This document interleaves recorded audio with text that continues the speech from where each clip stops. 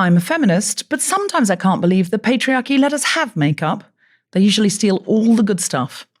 With makeup, you can conceal and reveal and play. You realize most men wake up, look in the mirror and think, well, that's as good as I'm going to look all day. Now, obviously, I don't need makeup, and I love my face just as it is, except for some tinted moisturizer and look, maybe a little liquid eyeliner if I'm going to see people. And okay, I've got high cheekbones, so the big thing that makes a real difference for me, if I'm feeling the need for some confidence, is blush. A month ago, the lovely people at NARS sent me an orgasm. What? No, not that kind of, yeah. They sent me NARS Orgasm Blush, their most iconic cult product. The seductively soft and blendable powder that delivers a natural rush of colour to the cheeks, if you get my meaning. A peachy pink with a gold shimmer that they've really put the hours in on, so it suits everybody. Now, I'm a feminist, but my natural beauty is predicated on a team of experts, and the good people in the lab at NARS are some of those experts. Did you know NARS is the #1 blush brand in the UK? Turns out there's a reason for that. I now keep NARS Orgasm Blush in my handbag because I like to slick a little on in the morning with a soft brush to give me a really natural look as I walk out the door, and I'm always running late. In the evening, I do a more dramatic sweep and I blend for a really extra glowy cheek. I'll be honest, sometimes I do that if I'm staying at home, not even seeing anyone, I'm just in my pajamas, it just makes me feel good. Once it's on, I can't feel a thing except confidence. It's modern, it's audacious, it's iconic. Am I talking about me? No, I'm talking about NARS Orgasm Blush and me. NARS embraces individuality and inspires self-expression because the colours and shimmers are all about play and sensation. There's a million ways of wearing them. As pop goddess self-esteem tells us, we need to prioritise pleasure. There's no one way to experience pleasure, though. For me, there's something delicious about planning a date night, sexual encounter, or even letting off steam with friends that really psychs my pleasure centres. I don't have a lot of time for this, so dressing up, fishnets, the right bra, lipstick, and a sweep of NARS Orgasm Blush is a one-way ticket to Pleasure Town. Even if I don't have long there, I always feel refreshed and empowered, and more like me after I've been. What brings you pleasure? What kind of pleasure do you embrace unapologetically, if any? Do whatever works for you. I love makeup, and my new lover is the rush of NARS Orgasm Blush, the peachy pink shade that started it all.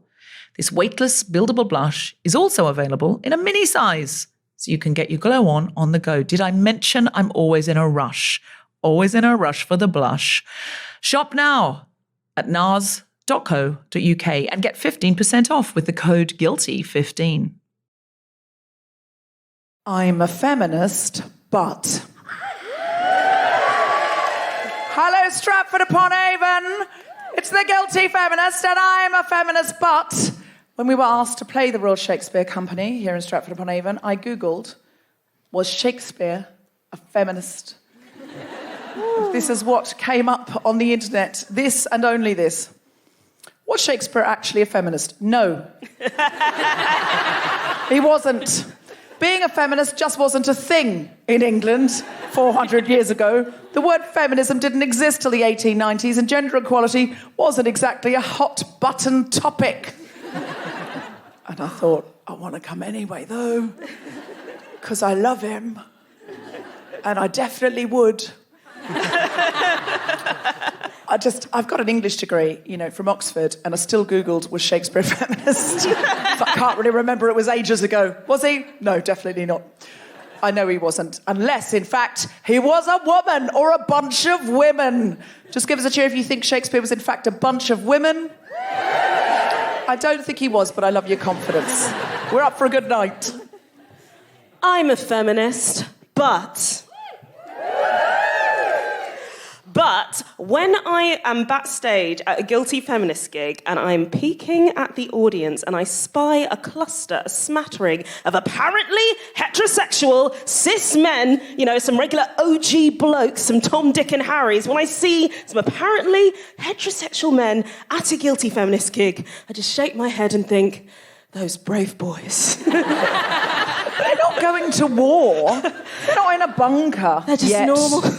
The night is young, and there's some serious swords backstage. You should see them. There are swords. They're normal men, Deborah. They're innocent. Men. Listen, we can't make assumptions about who anyone is, but if you are a straight, cisgendered man, just give us a cheer. Oh, that was quite Shakespearean from over here. Way! They sounded perky. This very night we shall take feminism to the core. But those ones over there were more woo! Less convincing, if I'm honest. You sounded too happy. We'll stamp that out of them. Oh, you're Sophie's kidding. getting cancer. Yeah, no, we love you. Thank you very much for coming, men. We'll talk to you in a minute. I'm a feminist, but if I'm ever out and about or if I go to an event by myself, my first thought is, oh yeah, someone's probably writing a book about this. Basically a suffragette. Basically what? Sorry, I pronounced it correctly. Oh. Basically what? Suffragette. A suffragette. Oh, suffragettes in a French accent. Suffragette. Okay. Audience, that was way funnier than you gave it credit for. You just didn't understand that suffragettes was, in fact, French for suffragettes. I'll make sure to mispronounce all French words from now on. It was both funny and also classy. We love you for being French. Could you please give us a little steer on which way your election's going to go? Please don't say Le Oh, Pen. Macron just went through. Le Pen, yeah. What does that mean, went through? What does that mean? Shh. So that means he won. No, he can't have won yet. It's only today. I think it's like How do they know? 58%. So he's... Oh, so they do know. I mean, based on statistics... Oh... I think it's but over we all 58%, unless she's got some sneaky percents. He's gone 58%. That's incredible, because our election we wouldn't know by now. Another 4 years of not her. Yes. Another 4 years of not her. Come on. I love it when women lose. It feels bad at a feminist show to shout another 4 years of not her. It's like 4 less years. It's 4 fewer years. Fewer. Oh, a taste of your own medicine. A taste of my own medicine. Medicine. Oui. Why do I like this? Feminist. Feminist. Oui. Oui, oui. The rest of you can go. We're flirting now. It's just that Celya finds nothing sexier than me just saying English words with a French accent. I nearly said a feminist accent then. Which is any accent because of the world. Oh. That was inspiring. That really was inspiring. In a way. Oh, there's Jess Robinson. Yeah, I'm a feminist, but now my husband has broken his leg. I am really, really worried because after 6 years together, he's finally going to realise that I am not too weak to take the bins out. Oh. You're going to have to do very limited things while he's on his back. I mean, sorry. We already do, to be honest. I'm a feminist, but when I found out that tonight we would be performing at the RSC in actual Stratford upon a charred raft covering a potential dark, moody, beautiful mouth portal, probably into actual hell. Instead of thinking cool and being horny on the gravitas of this and thinking this is a career high moment that I'm going to remember and tell to my grandkids, I thought, oh, typical. Well, that would be the one night I was planning to wear heels. Are we ready to start the show? Then welcome to the Guilty Feminist, Stratford-upon-Avon. Welcome, my lords, my lieges, and my non-binary gentles. Where you at? It's the Guilty Feminist. Thank you so much for coming. Now, I need to tell you something. I'm just going to put my phone down because I only brought it so I could read you that bit off the internet. But listen, we are over a pit of quicksand. They told us there'll be quicksand and the microphones for the stand-up will be at the front and then the sofa for the chat will be at the back and you will have to get over the quicksand. And I was like, I feel prepared for this because I watched a lot of television as a child. And it was all about quicksand. I was so excited. It does add a jeopardy. And then they said, we'll put some boards over for you so you don't have to go around. Because at first, I think they were just thinking, try and jump off there, onto there, around there. Then they were like, we think we should put some boards over the top. But this is the first night I haven't worn my heels. I was going to anyway because I love Jeopardy. And Jessica Fostekew banned me. She said after a certain age, rudely, If you twist your ankle, it takes a while to heal. Rude. She said she was talking about herself, but I still felt the barbs. This is exciting, isn't it? Do you know what it feels like to me? This is the first show I've ever played where we are literally standing over the patriarchy, which wants to suck us into its dark place. If we should teeter, then we might fall into the sunken place. But I feel like a Shakespearean warrior, like I will prevail. Except they usually die, don't they, in the third act? That's what worries me. I need to tell you this. We've been on the road for 3 nights in a row now, because touring used to be like 5-6 nights in a row. But post the lockdown, everyone who can use a microphone is touring at the same time. So you have to do 2 nights here, 3 nights there. So we've been 3 nights on the road with this cast. We've been to Liverpool. Apparently, Stratford-upon-Avon and the people in the surrounding towns are not big fans of Liverpool. If you're listening, Liverpool, and you're a guilty feminist, because this is being podcast, please note that's how they feel about you. I'll give you another chance in case Tom wants to edit in a better cheer. We've been to Liverpool. So fake, Liverpool. So fake. Did you hear that? Did you hear the before and after? They want you to love them enough to come to their shows, but they're not fucking coming to yours. And we've been to Sheffield. And when you're touring on the road every night, you start to compare towns. I don't normally tell audiences this because you wouldn't, but I feel I do need to tell you because I feel like Stratford-upon-Avon is full of high achievers. I feel like you're real type A's. No one lives here on purpose or in the surrounds unless they are really very clever and interested in very clever things. So Liverpool was a riot, it is. Every town has their own sort of way about them. I always say that, like Dublin, they know how to bring a rock concert to a podcast recording. But in Newcastle, it's more like a revolution. Glasgow's more like a riot. Manchester's more like a cultural festival, but with the most fun people who would go to that. Plymouth is a hen night. I'm telling you. Listen, if Plymouth's listening, they're like, yeah, we fucking are. Liverpool... really, it has that kind of edge to it where I said, shout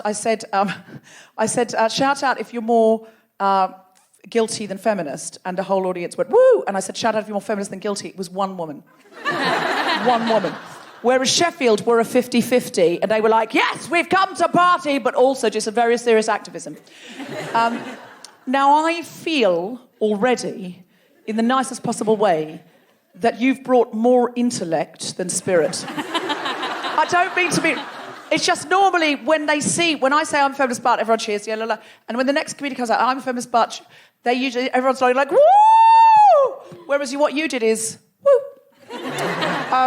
Which is fine. It's a Radio 4 response, I get that. That's who you are. Be true to yourselves, Stratford-upon-Avon. Be true to yourselves. Be true to yourself, and then, what's the rest of the quote? Thou can be not false to any man? Something like that? Somebody here knows it.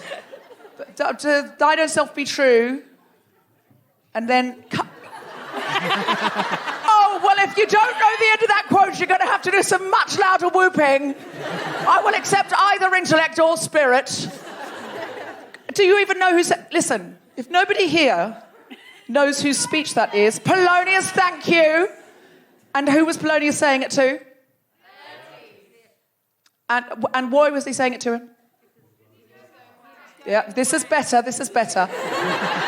I think we found the man over here. Were you the one that knows? Yes.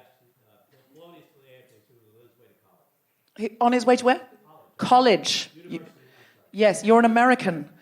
Isn't it embarrassing when they know more? It's humiliating, isn't it, when they know more? They come here, they don't pronounce things correctly, but it's irritating, isn't it? Because his father's on his way to college, the son's on his way to college, so he's giving him a lecture, and I'm sorry, university, say, I don't know, how do you say university? Say it? University. I can't do the R's. University. Is that better? I just have to say it slowly. Yeah, is that good? Thank you. Thank you, Henry Higgins. American Henry Higgins. So, do you know any more of that speech? Can you give us a little bit more? No. So you're the only one who knows and you've forgotten. Oh, wow. You've forgotten, and that's the problem. You interest me, sir. Tell me more about you and why you're here. I'm here because we're tourists. We're visiting. You're tourists, you're visiting. Oh, did you think this was going to be Shakespeare? Oh, no! Oh, my God. I'm so sorry. You've just come to the RSC. Like, whatever's on. 2 tickets, whatever's on. You've said... Oh, my God. I'm so sorry. Did you think The Guilty Feminist was like a reworking of The Taming of the Shrew? This has gone massively wrong for you, sir. I'm so sorry. Look, I'm going to do a bit of The Taming of the Shrew tonight for you. Yeah, I'm going to do a little bit. Me and Jess Fostekew and I will plan a bit at the back and we'll do a little bit for you. Are you genuinely tourists? Who are you with? My husband. You're with your husband. And the two of you just said, let's go and see what's on at the RSC. And it was us. Not quite, but close.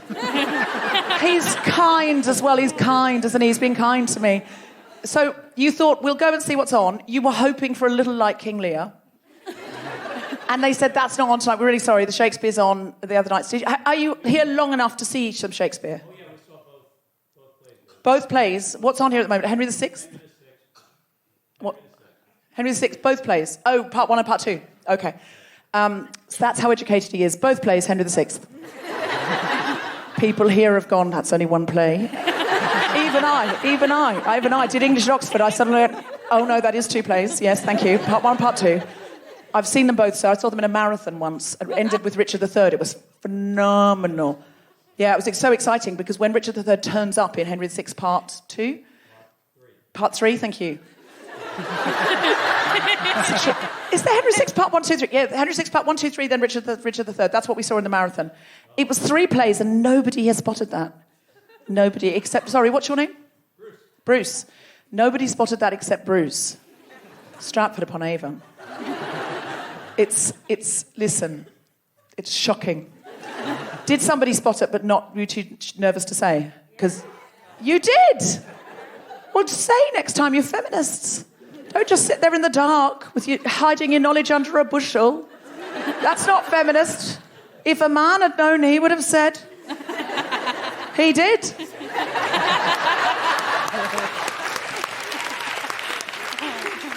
So I'm saying.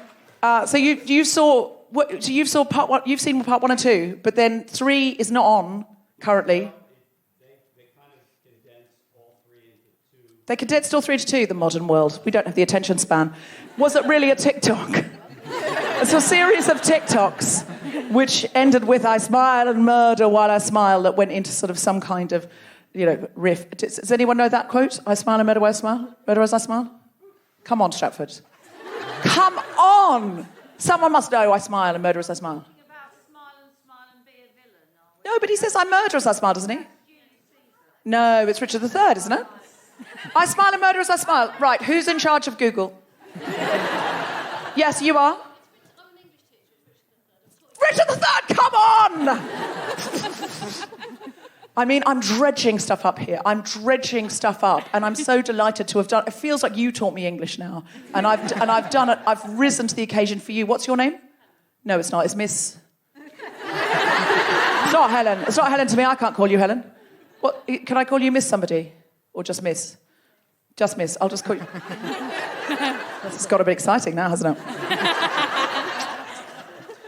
So we have Bruce and Miss. I can't call her Miss. That's not right, is it? I'll call you Miss Helen because I feel awkward calling you Miss for all sorts of complicated reasons that I... Listen. I said I was aroused by it, not that I approve of it. Those are 2 different things and it must always be kept discreet. So just give us a cheer if you are from Stratford-upon-Avon. Just give us a cheer if you're from somewhere else. Oh, this explains it. Okay. Where else are you from? Just shout out. Germany? Have you come from Germany especially for this? Yeah, for this and for another podcast show, my dad wrote a porno. So You came for this and my dad wrote a porno. Definitely more guilty than feminist. It could have been worse, Bruce. It could have been a lot worse. It could have been a lot worse, Bruce. Yeah, we could have been my dad wrote porno on here tonight. I don't think they'd let them in. I like to think they have standards, not that anything wrong with My Dad Wrote a Porno. I just don't think it suits the venue. Sorry, My Dad Wrote a Porno. Listen, I'm sure you do a wonderful... Maybe he'd write some Shakespearean porn for them. I'm so wrong. So sorry. I have so much respect for you. I take it all back. So you came from Germany for 2 podcasts? Yes. Are you seeing us anywhere else? I'm going to London to see My Dad Wrote a Porno. Okay, great. Well, we're okay, great. Well, I'm doing a stand-up show there next week, so come and see that as well at Soho Theatre. Okay. Sold another ticket.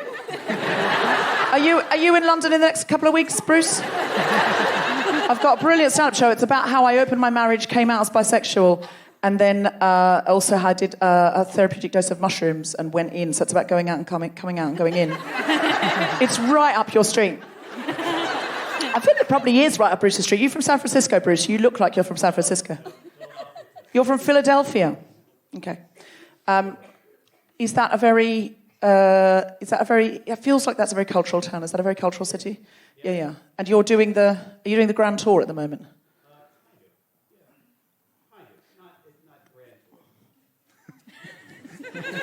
Limited tour. Okay. Are you telling me I've got to get off? Yeah.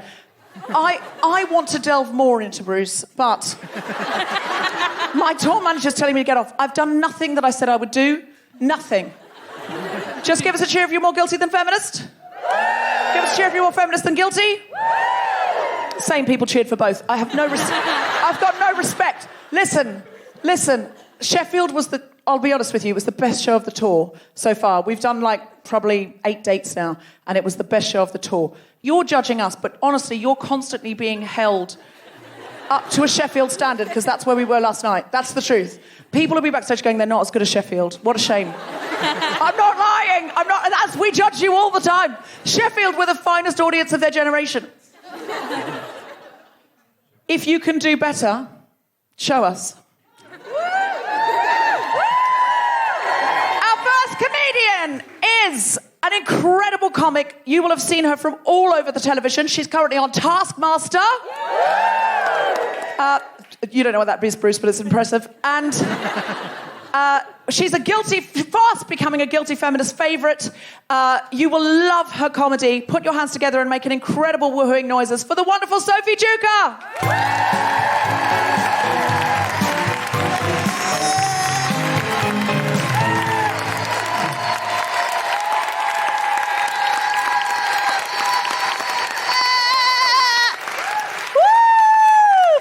Sheffield, you guys are great. Hello, this is cool, isn't it?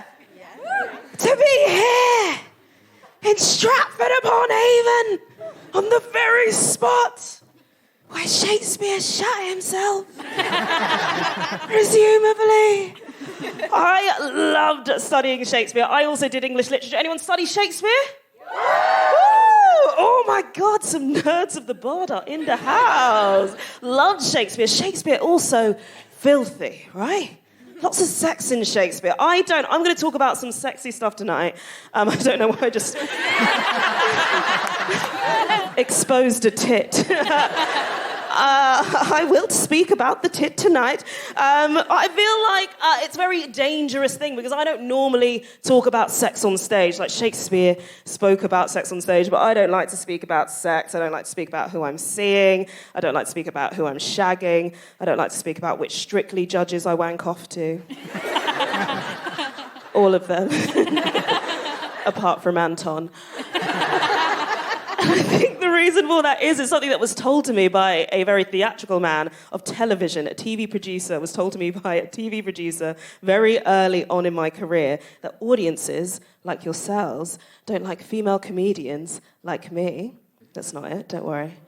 Audiences like yourselves don't like female comedians like me who are sexy or political. Ooh, I know, which sucks for me because all of my best anecdotes are about topping Rishi Sunak.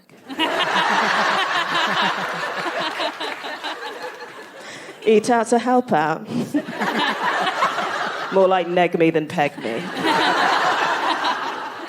It's very nice to be here. I'm not sure if I've performed in Stratford-upon-Avon before. If you haven't seen me, you will, of course, have noticed by this point that I am an openly black comedian.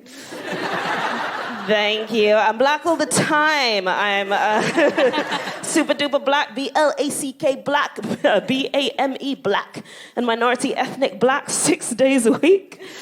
On the 7th day, I chill like God or Craig David. But I feel like you here in Stratford-upon-Avon, you're cool. I mean, it's a very, lots of you are reflecting the light back at me, but I think... You're cool, you're down, you know black people, you're intellectuals, you know all the greats, you know, Shakespeare, Marlowe, Stormzy. I feel at home. You know the moor? Not the grassy bit outside, but the actual Othello. Who said yes? You know the moor? Hello, what's your name? Bruce.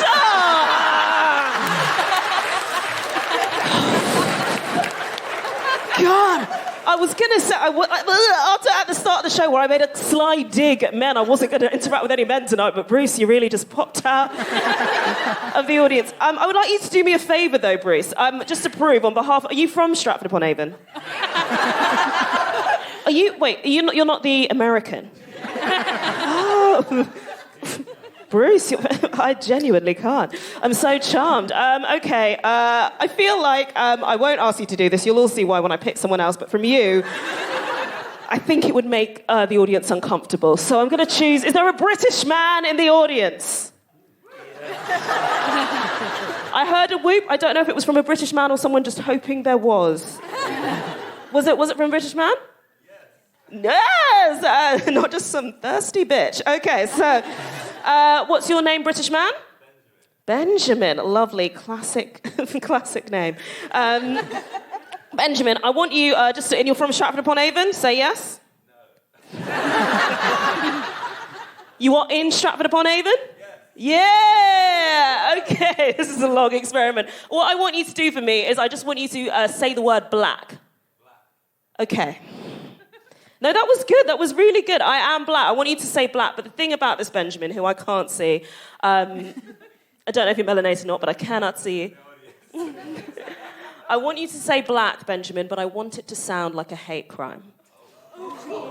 Oh, come on. I want you to say black just a little louder. I want you to sound like Charles when he found out about Meghan. Just a little... I want you to shout it onto the stage. Can you please say black for me? Oh! Whoa! No, what I loved about that was a little bit Andrew, because the contempt just leaped out. Love it! Okay, can everyone on this side of the room please say black? Can everyone on this side of the room say black louder? Black. Everyone in the middle say black? Black. Everyone in the room say black? Black. Yes, this gig is getting reported. You gotta get used to saying black, guys, because there are so many great black things. It's just a word. You've got black tea, you've got black jack, you've got black birds like me. If you want a black coffee, just call it a black coffee, not an African Americano.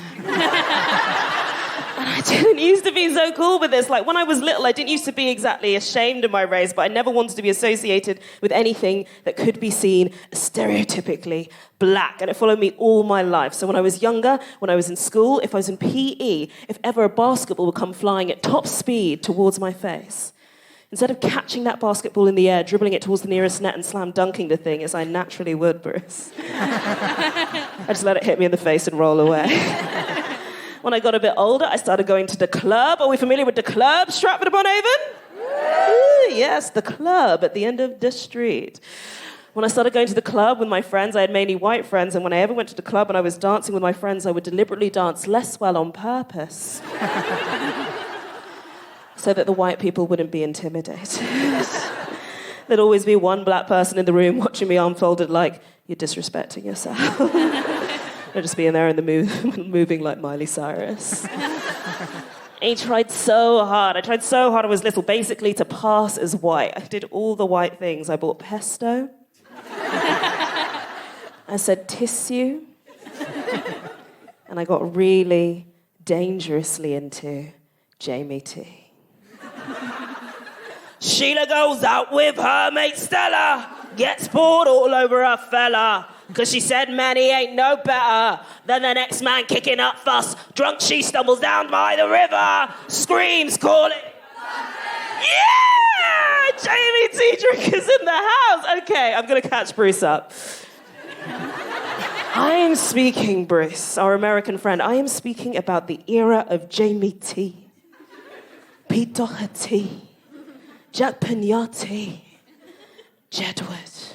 I am speaking about a very specific era of British music, the era of the edgy pop boy. So before this, we had the boy bands, the Take That, the NSYNC, the Backstreet Boys, the rubbery, squeaky clean boy bands, and they were not edgy at all. The only edge a boy band member ever brought to the boards, ever brought to the stage, was the palpable energy that one of them, just one, was secretly gay. But then came the edgy boys, the scrawny kings of the noughties. Not one of the boys that I have just mentioned was over the age of 25, and yet they all moved like heroin grandpas. What's that coming over the hill? Is it a monster? No, it's your boyfriend, and he moves like a daddy long legs.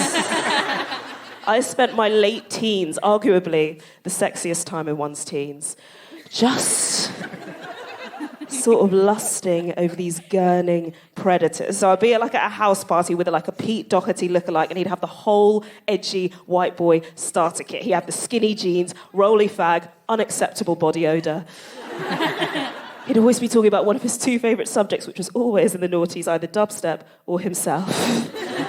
I'd be sitting there listening to him, he'd be playing the guitar, and at some point I'd finally pluck up the courage to cut him off mid-sentence, put my hand on his shoulder and go, mate, I really like you. And then he'd look at me, and he'd look at him, and he'd look at me, and then he'd lean in for a kiss, and he'd just sort of thumb MDMA into your mouth. And because you're an insecure teenage girl, you were just like, wow. I think he's in love with me.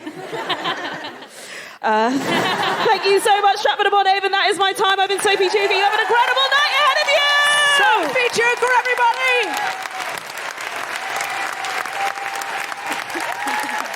Isn't she amazing?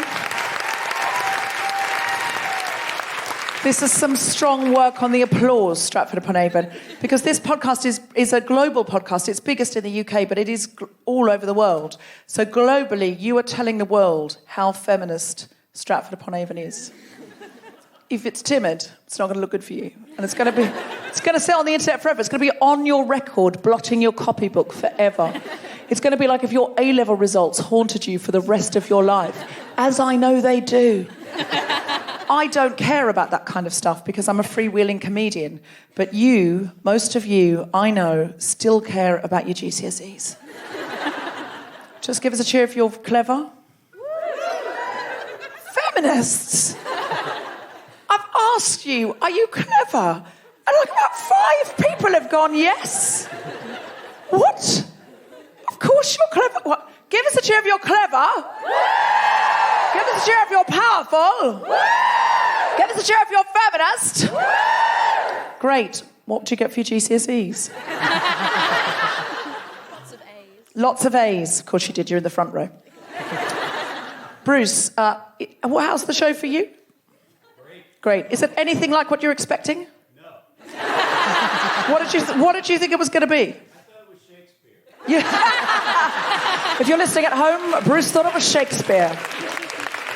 In the second half, we've got some guests from the Royal Shakespeare Company, so that'll be nice. Absolutely. They'll be on that sofa over there, Bruce, so you'll get to meet them, and they are obviously better than us.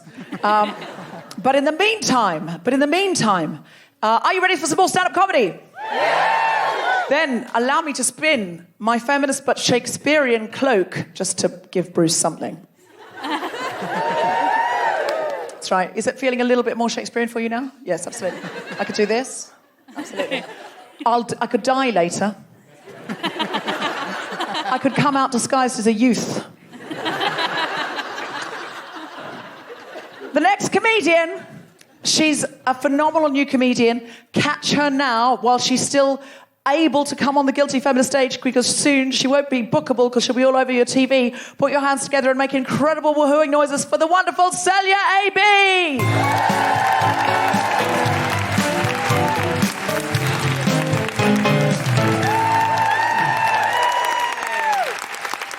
Hello, everyone. Are you well? Yes. This is really lovely. My name is Celya AB. I'm from Paris. Correct. I did a really quirky thing, though, where about 7 years ago I moved from Paris to Birmingham, willingly. Willingly. No one made me. A lot of people do wonder, why would you move from Paris to Birmingham? And I'll tell you. It's because on day one, I saw the funniest thing I've seen in my entire life at New Street Station. It was a really drunk man, right? He was scooched over singing, "She's electric," to a vending machine.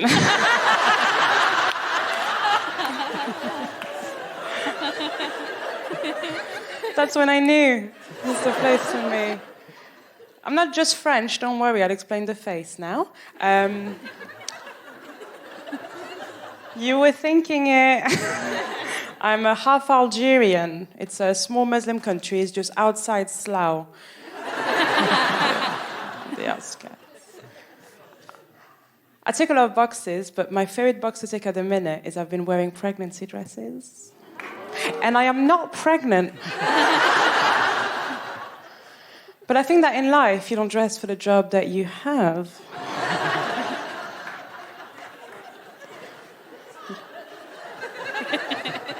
You dress for the job that you want. And the job I want is maternity leave. It is. It's the best job in the world. It's the best. I want it. Currently in the UK, don't let anyone know I've told you this, right? There's not a single law against faking pregnancies.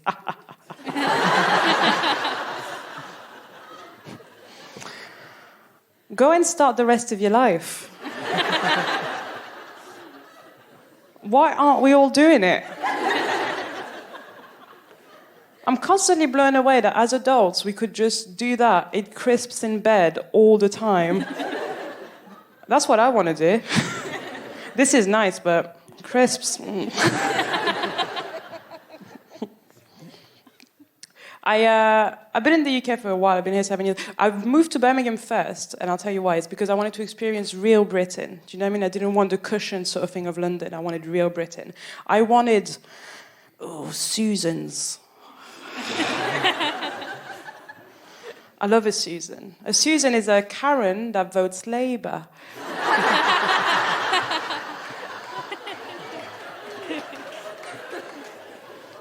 And they're some of the best people you'll ever meet, honestly.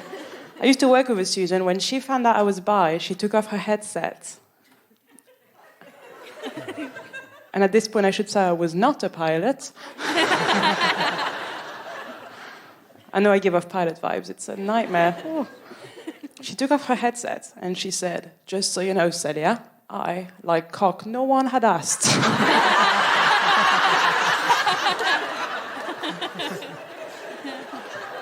And that's what I love about a Susan, the confidence of Rihanna.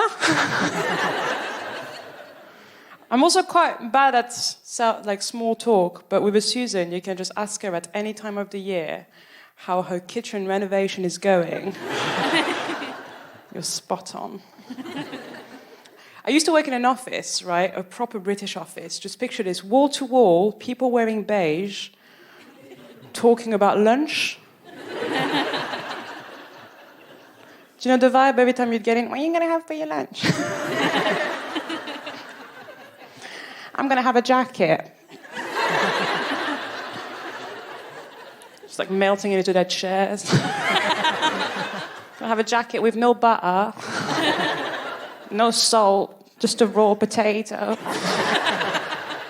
What are you going to have? I think working in an office, though, it's about escapism. I think it's about pretending that right now you're not there. And the way we do it, we're very smart, aren't we? We put a picture on our background of a beach in the Bahamas. Now, I've been to the Bahamas a couple of years ago, and you'll never believe it. Their backgrounds, various offices in Coventry.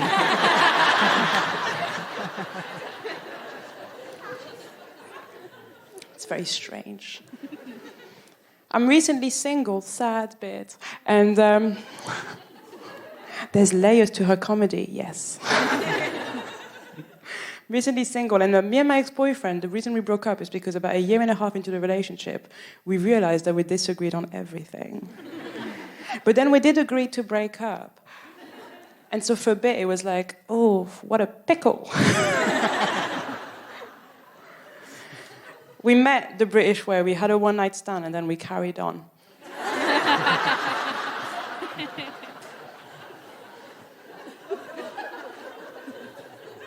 I think one-night stands, generally, I'm quite bad at them. I have had one once in November, not bragging.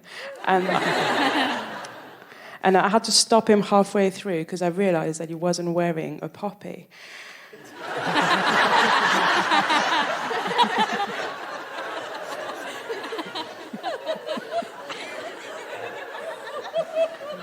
That's just rude, isn't it? That's just...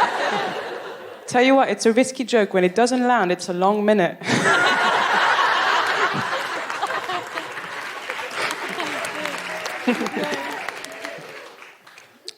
I'm quite good at being single, though. I've got this really good technique to get laid. Do you want to hear it? Yeah. It's quite controversial. What I say is, me, I'm not like the other girls. And I know it's not a good thing, right? People hate the women that do that. They're called pick-me girls now.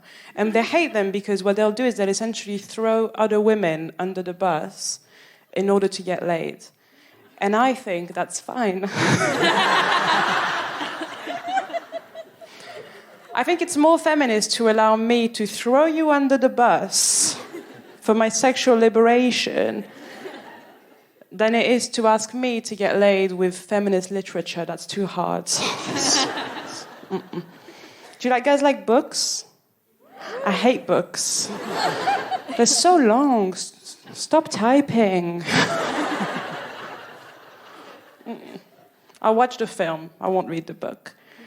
I've always had this fantasy of being on a train and I'm reading a book. That's not it. I'm on a train, I'm reading a book, and then a handsome man walks on and he's reading the same book. And then I tell him the end because I've watched the film. Got pregnancies to fake, I haven't got time.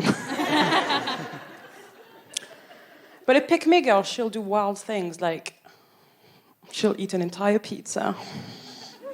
She's wild. Side note, why is it that when you eat an entire pizza, you're chill, but you eat one entire quiche?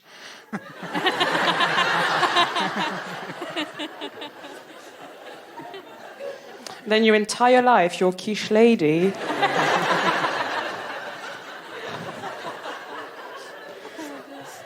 Every room you walk in, there she is. Lorraine.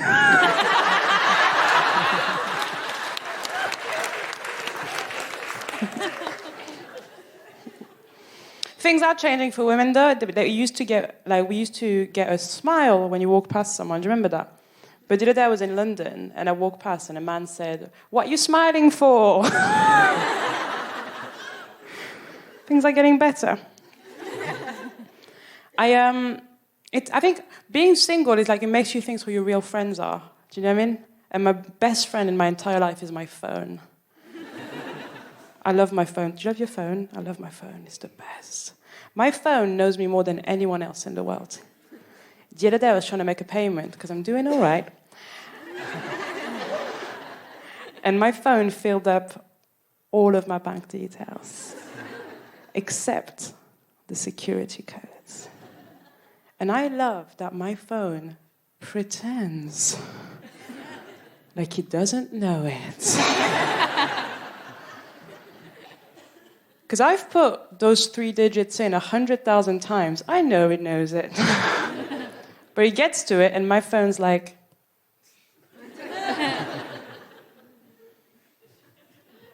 No, you do it. And that's real love. I don't mind it in England. I don't. It's not amazing, but it's like, it's good. It's okay, it's fine. I like that it's called settled status. That's what they give EU citizens that decided to stay. That's what I got, settled status. I love that it's called settled status. It's not thriving in the UK. It's come and settle. I hope you like meal deals. But it's hard. I've been in here for 7 years, and I kind of like... I've been doing comedy for 5 years, and I think the way comedy gets mixed up with your day jobs is quite interesting. Like, I'll tell you a story. About last year, I was made redundant, and I had to apply for a job. And I found this perfect job, perfect position for me. I sent in this email. I said, hello, my name is Celya. As per our previous conversation, please find attached my CV with all the relevant experience. Kind regards, Celya. Now, what I had attached was not my CV. It was indeed 60 dick jokes.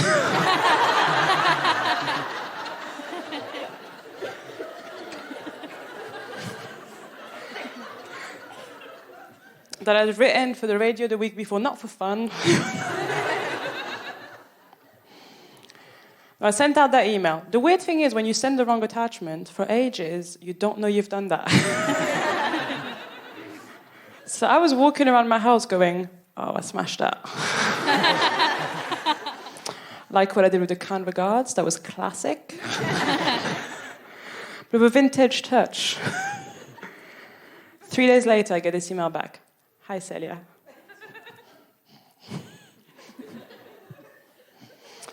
Now, I'm not one to judge.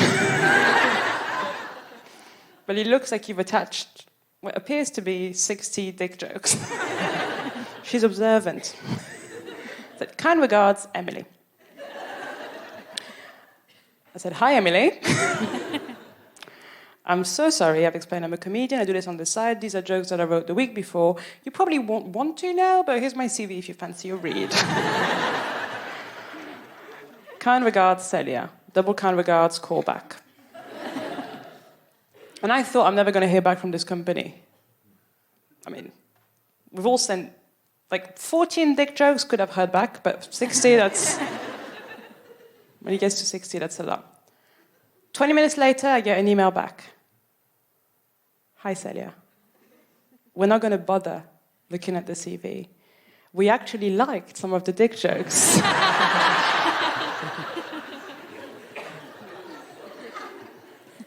Would you like to come in for an interview?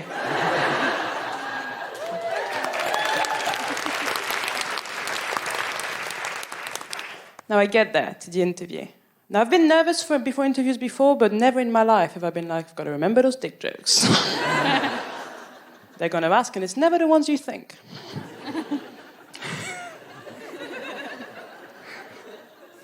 So I get there. Emily's sitting there. She's very corporate, and she's the type of corporate person that pretends they're not corporate. She was like, oh, that's crazy, huh? I'm like, what's crazy? She's like, that we invited you after the wrong attachment? I'm like, yeah, you guys are wild. You're not corporate at all. Me and Emily really got on. Really did. She ended up offering me the position. I didn't take it because they're really unprofessional.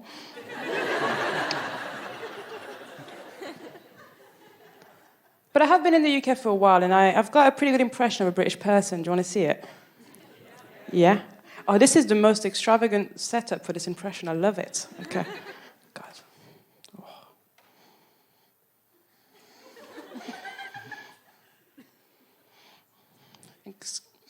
Excuse me. Excuse me. Sorry, can I just squeeze past? That was a British person being born.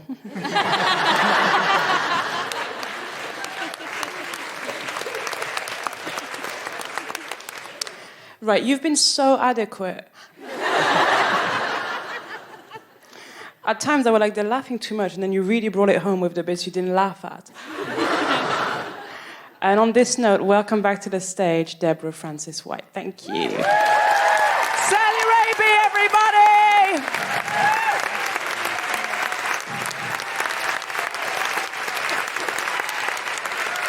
Isn't she great? You're starting to give Sheffield a run for their money. You're not quite at peak Sheffield, but then we're only, we're not even halfway through. Well, we don't know. We're nearly through the first act, in fact. I left my phone on the stage for 2 acts. Can you imagine? There are just so many calls on here now. So incredibly exciting. It's like leaving a newborn baby unattended, isn't it? And then you come back and it's just, needs everything. So listen, Bruce, just while I'm here, are you still enjoying the show? Who's been your favourite so far? It's tough, Bruce. I'm asking you a tough question because you're an insightful man. Thank you, Bruce. It's me. Well done, Bruce. Did you hear that? Can you pass that, Stuart, back to the rest of the comics? It's everything to play for, but currently I'm the favourite. This is like the French election all over again. I don't know who Le Pen is. Did anybody think of anything else Shakespearean they'd like to tell us? Miss Helen? Have you got anything else Shakespearean, feminist Shakespearean, or just Shakespearean that you'd like to tell us? Or just feminist that you'd like to tell us?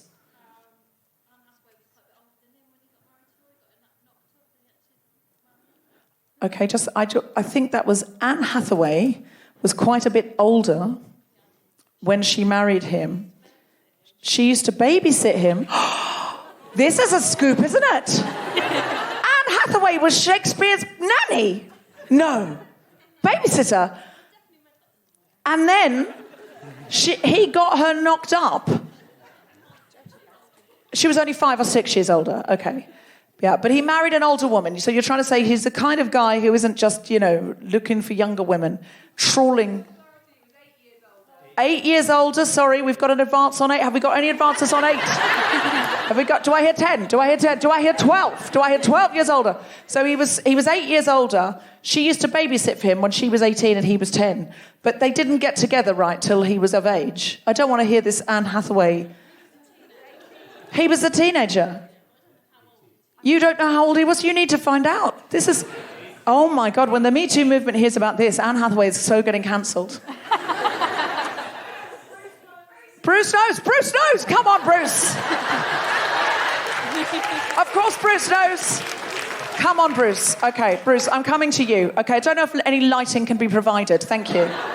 Okay.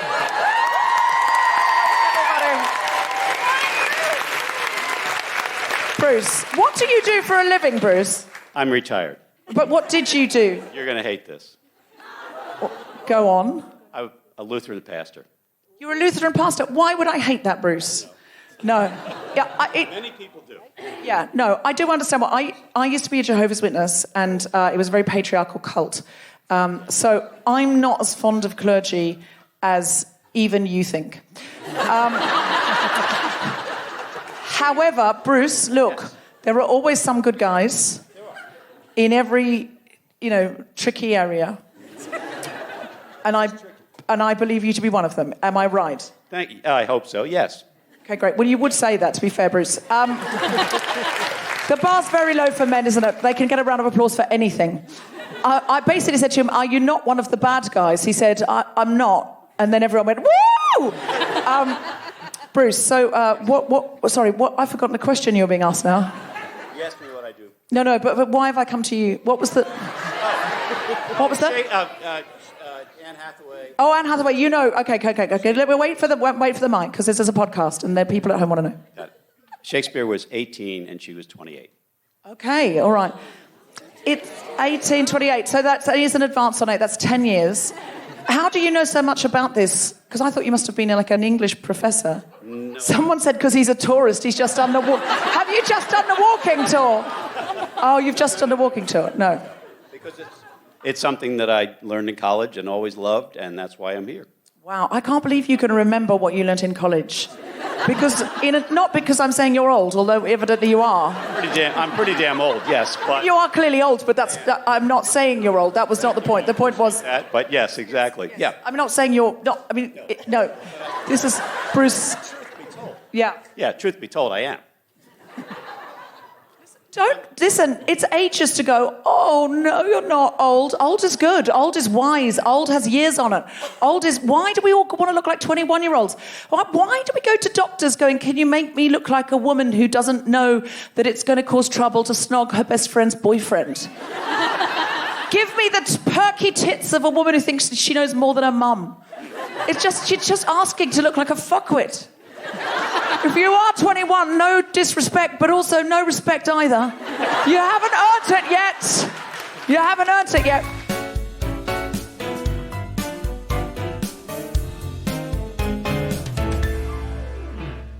Hello, guilty feminists of Australia and New Zealand. We are coming to you, by which I mean Grace Petrie and I are getting on a plane and we are flying 24 hours to see you. I am so excited about this because I haven't been to Australia for 2.5 years and it's where I was born and raised. So I usually come back at least once or twice a year to see my family and all my guilty feminists massive. And this is going to be quite emosh for me, I'll be honest with you. If you're going to be at any of these shows, you're probably going to see tears as well as laughter. I just want to be with you whole Down Under gang again. Like, the shows there are legendary. They always feel so powerful, so important, so joyful, so hilarious, so, fraught with resistance, feminism, and song. I just can't wait. So I'm going to tell you where we're coming. On the 13th of July, we're going to be in Adelaide. On the 15th of July, we're going to be in Perth. On the 17th of July, we're going to be in Canberra. On the 18th of July, we're going to be in Canberra. But please bear in mind, the shows will be totally different with different guests. So you can come to both of those. 19th of July, we're going to be in Brisbane. 20th of July, we're going to be in Melbourne. 22nd of July, Christchurch. 23rd of July, Auckland. 24th of July, Wellington. 27th of July, Sydney. Confirmed guest co-hosts include Steph Tisdale in Brisbane. Celia Piccola will be in Melbourne. Geraldine Hickey will be in Adelaide. And Cal Wilson will be everywhere else. That's Canberra. That's Perth. That's all the New Zealand dates. Get your tickets now. We will also have Grace Petrie with us, singing up a storm, and local feminists who we will be talking to and going in for the deep dive conversation. Do not miss it. I'm desperate to be with you. Please be there if you possibly can. Send people, bring everyone on your WhatsApp groups, introduce people to it that hasn't been there before. Let's have a kiki. Hello, Stratford-upon-Avon. Are you ready for the second half of The Guilty Feminist? Then please welcome to the stage your host for this evening, Deborah Frances White.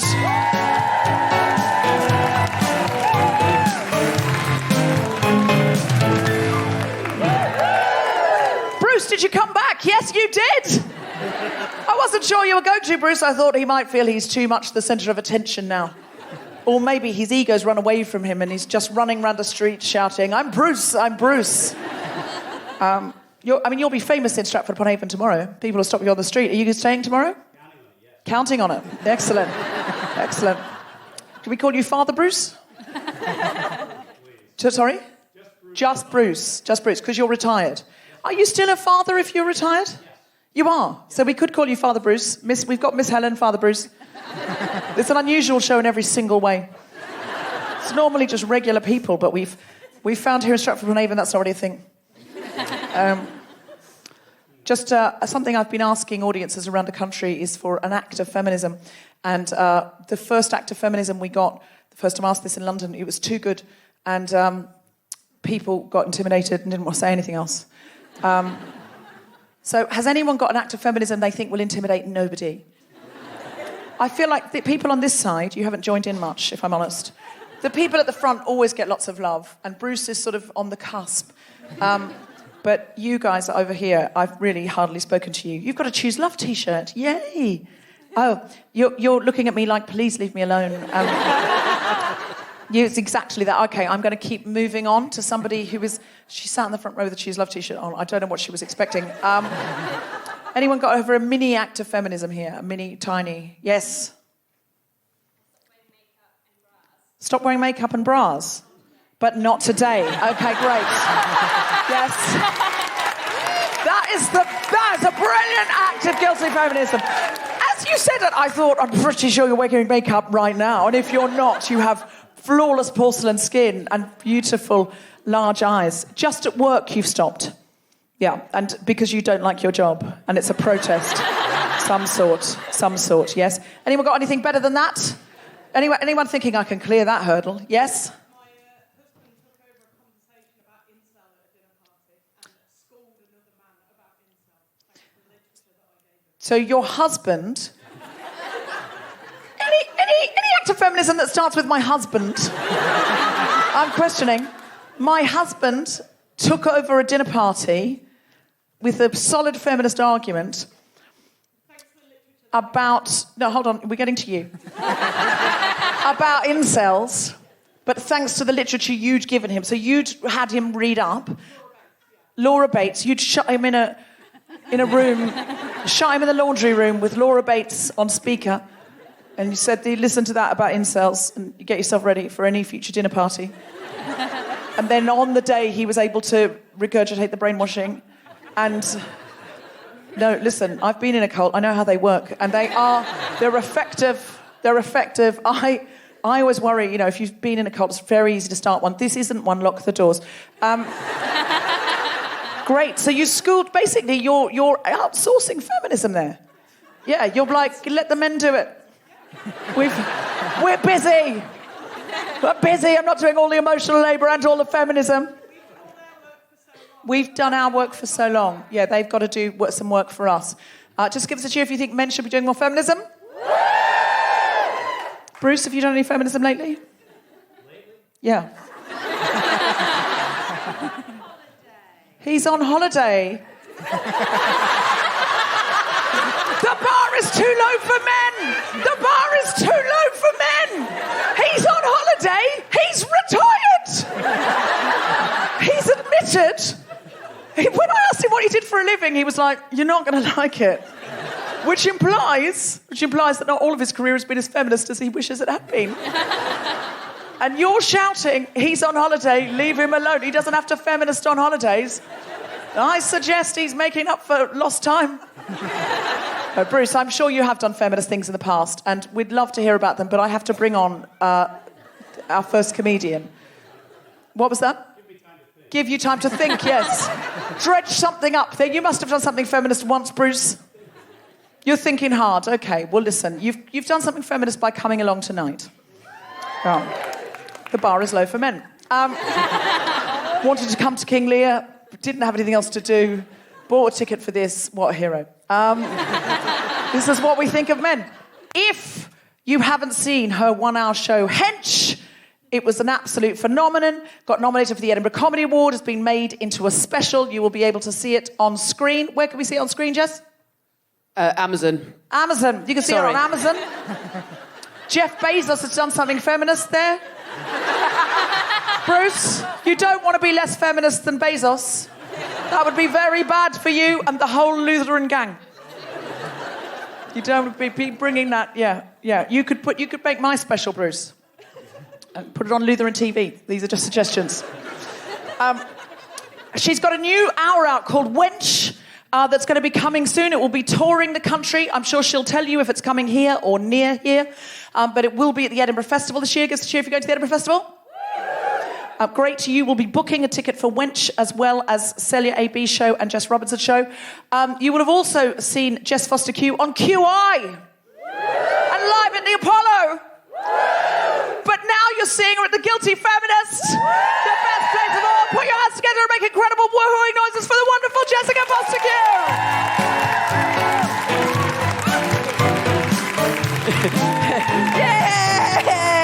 Yes, please. Oh.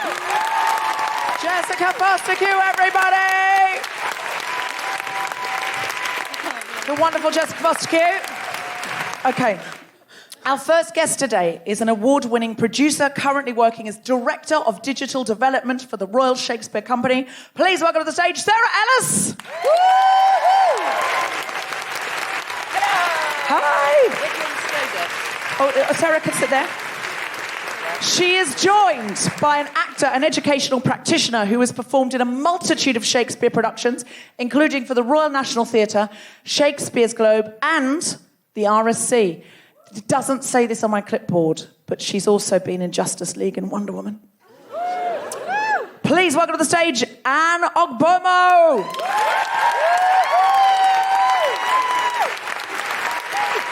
Welcome.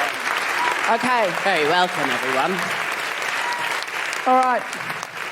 We're going to get right down to it, gang, because normally we run over, and we're always allowed to, but at the RSC we're not. Apparently you've got to come down when you've got to come down. And Bruce has taken up far more than his fair share of time. Yeah. It's the way men center themselves is fascinating to me. Somehow he's made the show all nothing about to do with you. No, he's a magnetic fellow. Okay. He's got charisma, there's nothing anyone can do. Now, what I'm going to ask is this, and it's a tricky question in this space, because I love this space. There are a lot of theatres in this country dedicated almost exclusively to the work, a number of theatres dedicated almost exclusively to the work of one extremely dead white man. And it's all they do, Anne, over and over again. And that's not the case here. Sometimes they also do a bit of Marlowe. Or sometimes something a bit other. But it's the Royal Shakespeare Company. Its job is to do Shakespeare. But we also have the Globe. We also have a lot of Shakespeare at the National. There's an English touring Shakespeare company, I think, as well. There's a lot of... And then every other, theatre's doing Shakespeare from time to time. Why haven't the other playwrights got their own royal company? Yeah, like, is this a problem? Are we too obsessed with Shakespeare? I live with a Syrian man, lives with my husband and me, and when we were talking about Shakespeare to him, he said, yeah, we've got a lot of poets that good in the Arabic world. He kind of finds it a little bit funny that we're so obsessed with one man. He's like, is this the only good one you've got? And I'm like, yeah, kind of. The women weren't allowed to write anything down, or if they did, it got stolen by a man. We saw Amelia. We know what might have happened. Can I ask you about this? How do you feel? Oh, how do I feel? Okay, so I've worked for all of those companies, by the way. So I don't want to get you not no, booked for the more it's jobs. fine. I just getting your whatever guest I cancelled. say here, I will work again. Yeah, you've done Wonder Woman now. You're fine. I think it's interesting, isn't it? So, as you know, I'm an actor. I've performed in a lot of Shakespeare, but I've also dedicated as much as my time to doing workshops with young people, people in prisons, people in the corporate world, sometimes doing Shakespeare. And I was doing this at a place in London with adults, so it might be lawyers, doctors, whoever, adults who want to do drama. Anyway, I was doing the palm to palm speech from Romeo and Juliet. Don't know if you know it, but essentially it's the first time Romeo and Juliet meet, and their foreplay is palm to palm. It's fantastic. I won't try and quote it now. But I do a particular exercise where I get people to just do the S sound. So you've got a group of people pretending to be Romeo and Juliet, and they're speaking in chorus. Then behind them, you've got people on the Romeo side and the Juliet side, and we don't do it by, what your gender is. You can be on whatever side. And behind Juliet, you've got to echo all the S sounds that you hear. So any word that has an S sound in it, you echo that sound. And behind Romeo, it would be something else. I can't remember now. I haven't done it in a while. And after doing the sounds, you'll then echo the words that have those sounds in. And it's really fantastic. It's just very sexy. Anyway, at the end of it, this guy came up to me and he said, is this really true? I said, yeah, this is what Shakespeare wrote. And he said, because that's how we woo in my language. And I said, what's your language? And he said, Arabic. And I just thought for a minute, here we are, and no offense, Shakespeare and our greatest playwright, and often sometimes people say the greatest playwright in the world. But there are other parts of the world where people speak the language that they use and the way they might interact with each other in, on certain occasions does require what we have with Shakespeare.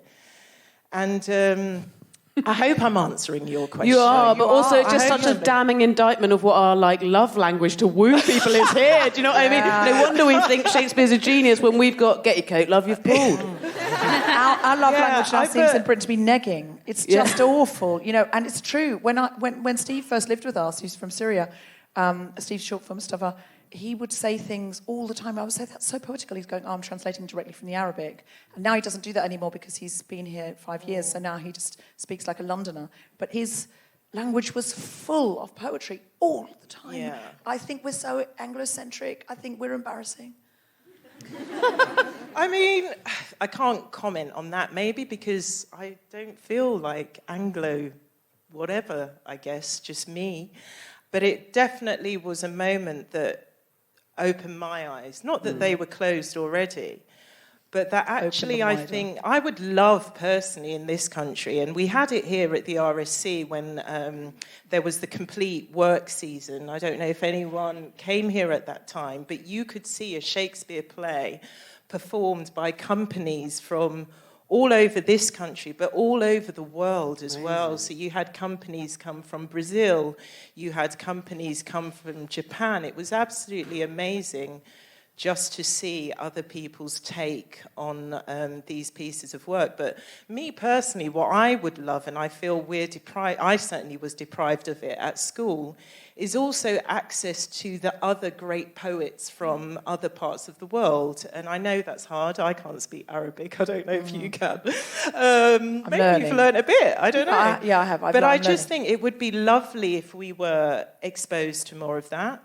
But what we do have here, certainly that I know of, is that we can be exposed to different interpretations of Shakespeare. And certainly for me, myself, I'm currently in part of a company at the Globe. We're doing King Lear. It's going to be fantastic. Catherine Hunter is playing King Lear. I'm playing Goneril. Please come to London. Please come to London, Bruce, to see it. It's going to be on from the 10th of June. And in that rehearse room, quite often, it's happened quite a few times where an actor has said, you know, we don't have this in our culture. We don't do this anymore. But, you know, looking at Shakespeare and looking at it in context, and I'm sat there going, do you know what? That was just my house growing up. You know, being from, my parents are from Nigeria. And, you know, there are so many things in Shakespeare that I identify with in terms of the Nigerian culture that actually still exists for many people in many parts of the world. But I'm in a rehearsal room where the assumption is that actually it's not like that anymore. And it's like, oh, well, you know, it is. Well, my friend was doing Romeo and Juliet in India, and the audiences there were like, yes, that happened to my sister. And she went, I'm never doing Romeo and Juliet in Britain again, because it's all people kind of sitting with their arms folded going, so I thought the Juliet had a lot of promise. No one's going, that happened to my sister. And she said it really brought it to life. I'm going to ask you now, Sarah. You are the Director of Digital Development. Now, that's not a post I thought the RSC would have, because it sounds very modern. How are you seeking to make Shakespeare relevant, as relevant as I think he'd want to be now?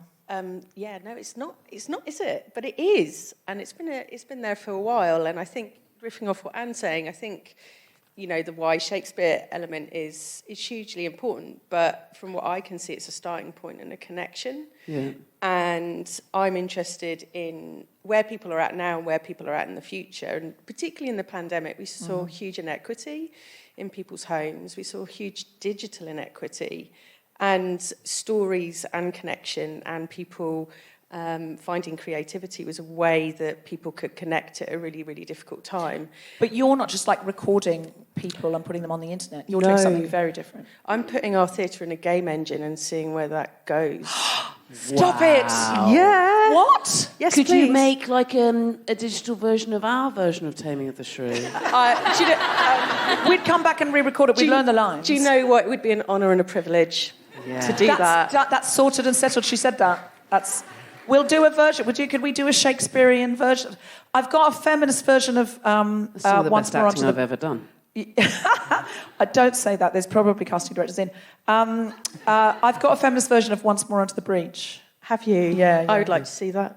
I'll do it for you. I want to hear more from you, so I don't think I've got time to do it tonight. But I'll do it for you at the back. There's a room for a sort of sidekick shrew in it, or? There will definitely be. Okay, cool. But you're doing like stop motion and things like that? Motion capture. Motion capture. What's motion capture? What's the difference? Motion capture in the most easiest sense is Andy Serkis doing Gollum in Lord of the Rings. Gollum. With a little bobble suit all on. the shrew is coming to life. You could be a shrew, a real shrew. All the ping pong balls, effectively. Yeah. But what we found is that these technologies are wonderful when you put them with actors and performers and stories. And also... I noticed Sarah pointed towards Anne there and not stories. Listen, I just did Much Ado About Nothing here, and we did not get as much laughter as you did doing that. But did you do, when you said something rude, did you go like this? Because they always do that. They do like a thrust whenever they refer to. They say coxcomb, and they do that, and then the audience knows to laugh. So I did that because I've seen it a lot. Are we doing notes after? Yeah, absolutely. Sorry. How do we make it now and relevant and present? And should we be doing that, or should we be just going, let's write now, let's get some new voices in? Like, how do we balance the canon, which is so predominantly white and male, and getting new voices through?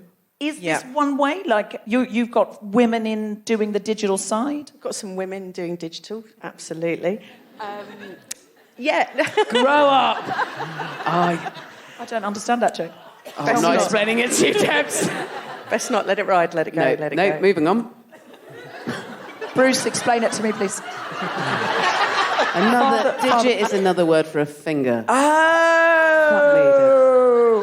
Women doing digital. I see now. Yeah, it's very rude. Bruce is right there. Come on. And Miss Helen's here as well.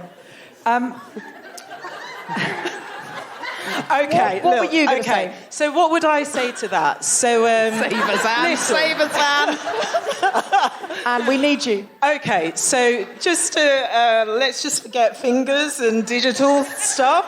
In terms of Shakespeare, I feel talking to people after seeing a show or just different friends, at the end of the day, Shakespeare has become a religion, right? It's just a fact.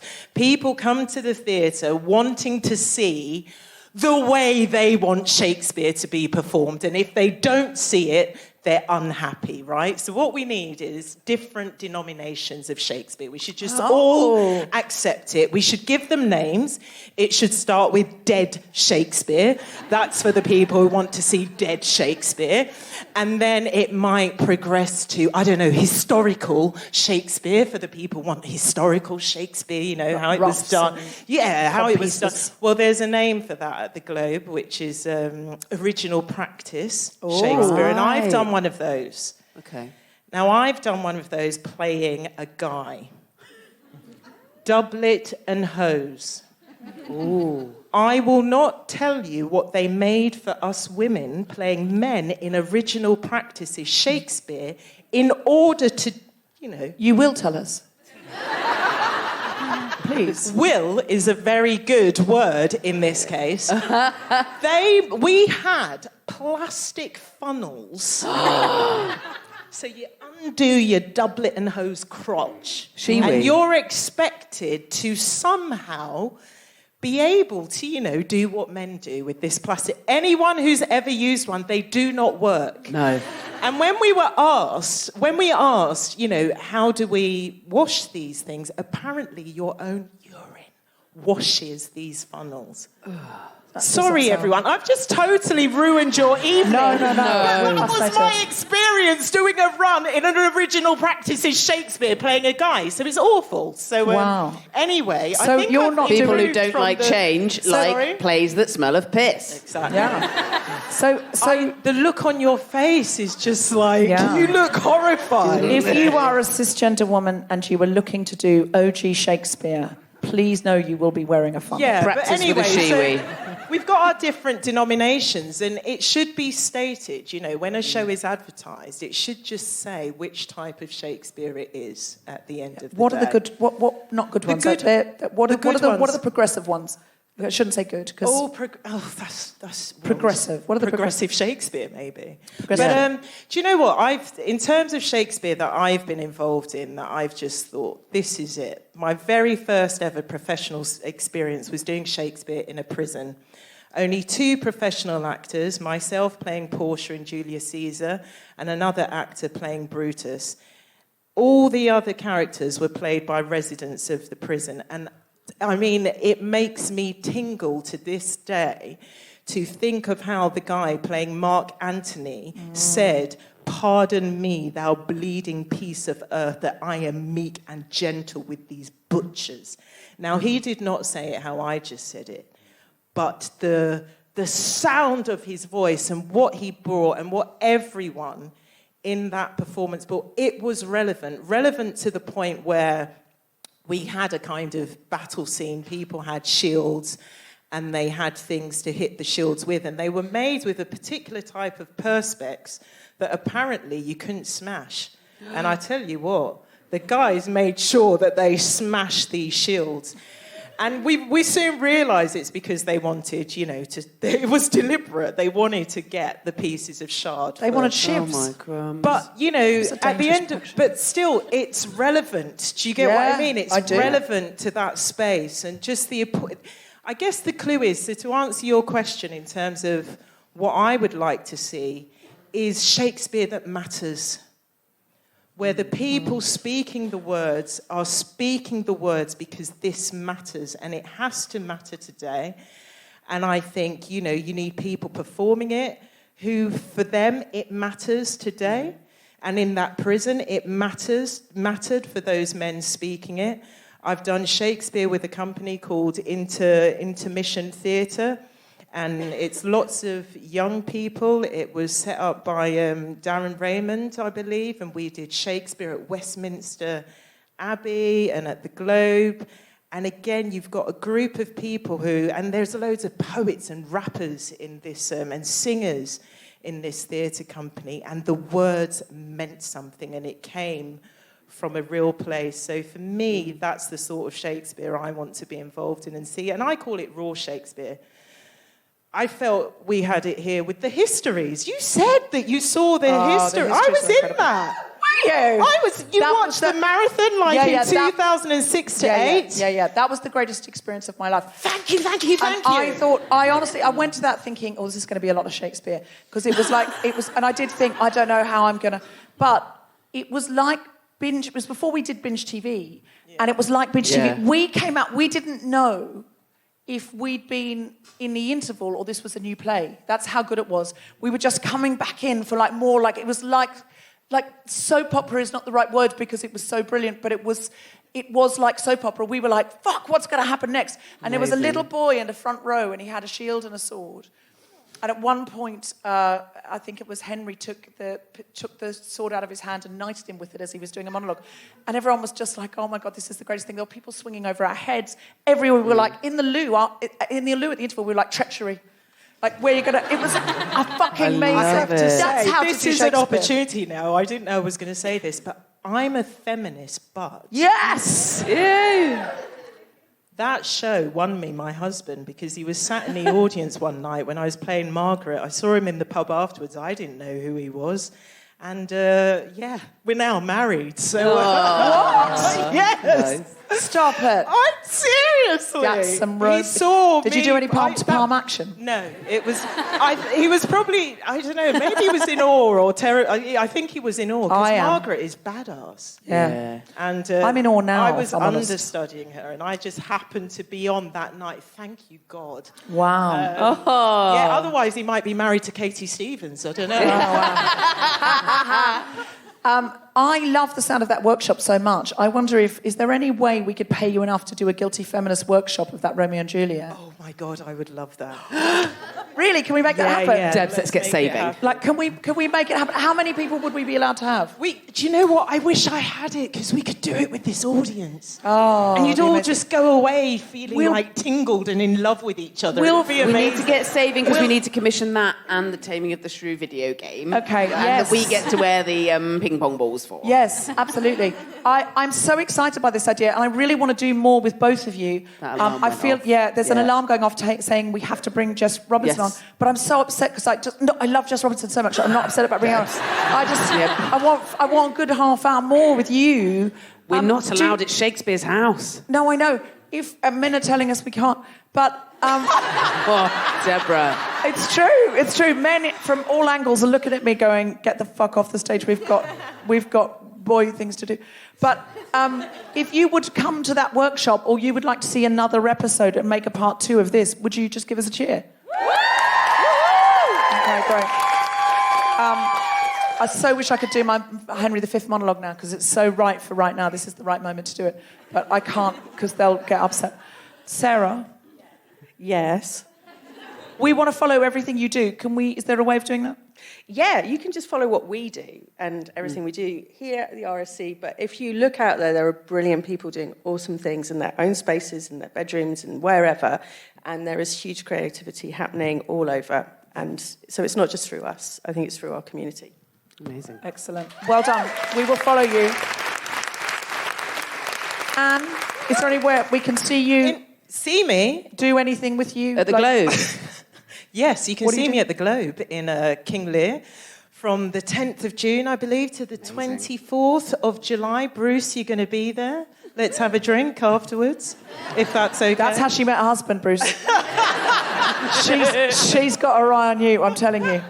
Listen, I don't want to make any assumptions about Bruce. He's here with a husband, but that's not stopped anyone before. But just in terms of Shakespeare, obviously, as well as the work that's happening at the RSC, I would say, if you haven't looked up K Tempest, look at K Tempest. I'd say look up hip-hop Shakespeare, which is a guy called Akala, who is just absolutely... Yay! Good. We know Akala here, fantastic. And also actually look up Intermission Youth Theatre as well. And I'm sure there are others that I don't know about, but they're just three groups that I know have done work with Shakespeare that is different and fantastic. Well, it's just been such a pleasure today. I really do want to organise this workshop with you, and anything we can do with you at all. I would love that. Yes. This has been the best night. This might have cleared Sheffield.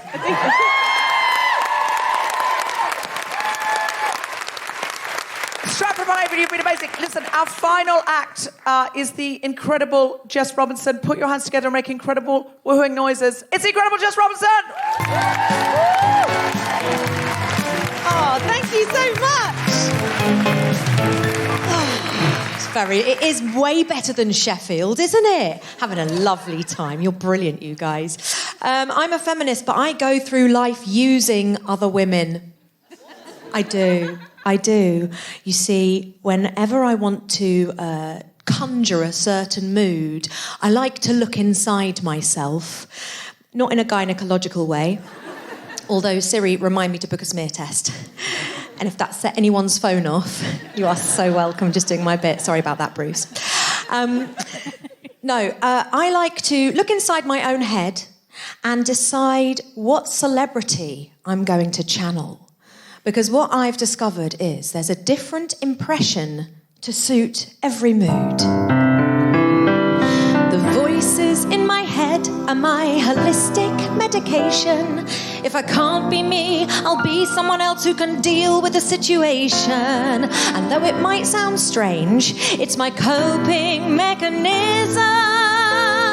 Sometimes my brain's so full I think I need an exorcism. I get up in the morning, eyes are bleary, can't stop yawning, and I'm filled with regrets about watching 17 box sets. I'm feeling pretty shameful. Is that a Big Mac on my table? I've drained my coffee cup, I need a voice to perk me up. Oh, then suddenly she comes to me, always full of energy, ginger Scottish, 5 foot tall. I hear her shout my wake up call. Wake up.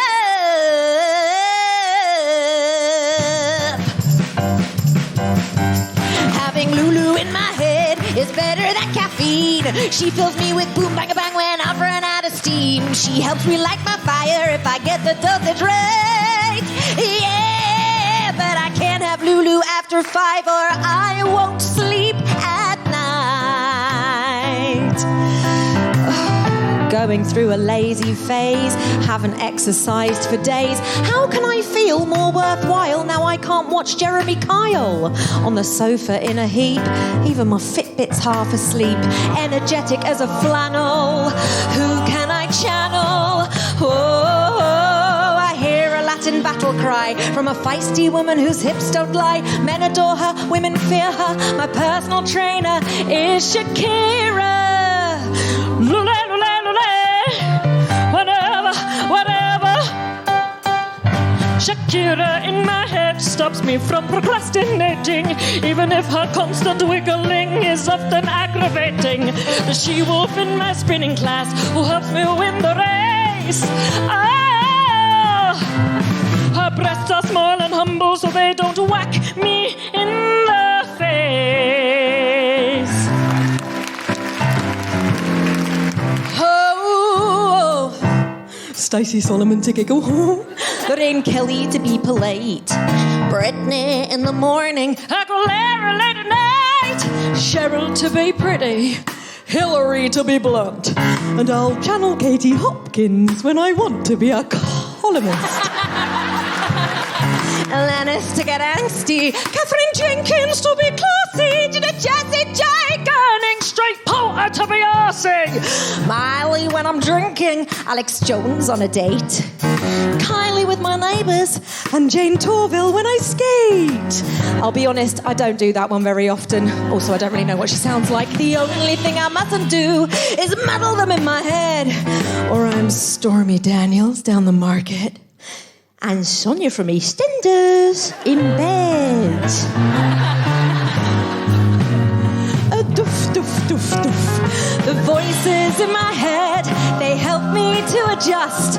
Without my good old sisterhood, I'd certainly combust. They've helped me in the past when life has really sucked. Oh yeah, if I didn't have my voices, I'd be completely fucked.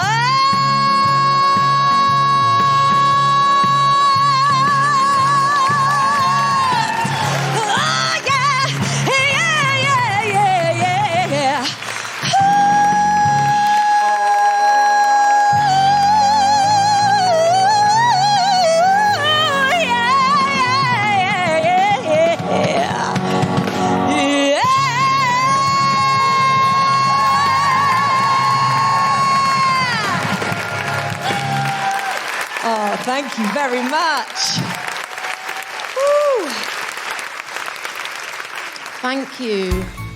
You have been listening to The Guilty Feminist with me, Deborah Frances-White, and my very special guests, Jessica Fostekew, Sophie Duca, Celya AB, Sarah Ellis, and Anne Ogbomo. With music from Jess Robinson. The Guilty Feminist theme tune was composed by Mark Hodge and produced by Nick Sheldon. The recording engineer was Grundy Lizimbra. The producer for The Spontaneity Shop was Tom Slinsky. Thanks to Rachel Craftman, Gina Dicio, Stuart Arnold, and everyone at the RSC, as well as all of you for listening.